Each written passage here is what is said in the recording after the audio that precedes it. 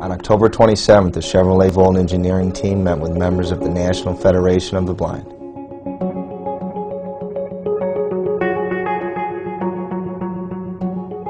The discussion focused on the sound level of the Chevrolet Volt and the electric vehicle's pedestrian-friendly alert system.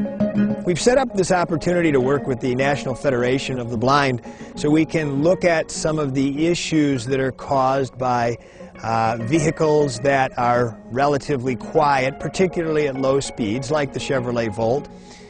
This is an issue that's particularly important to the blind community. They're a group that relies on sound cues to travel, and vehicles like the Volt have a drastically different sound cue or nothing at all compared to traditional vehicles, and they have a lot of good ideas about what we might do in the future.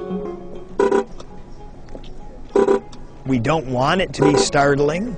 We want it to be more of a pleasant sound, more of an excuse me sound as opposed to a hey you sound, if you want to think of it that way. And we also want something, though, that is still automotive in nature.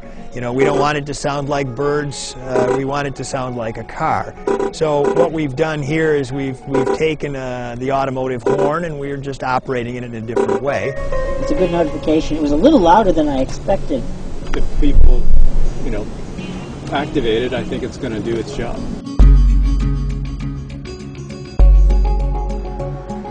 We're already working on the next generation of technologies that might be used to help with vehicles that emit low levels of sound at low speeds.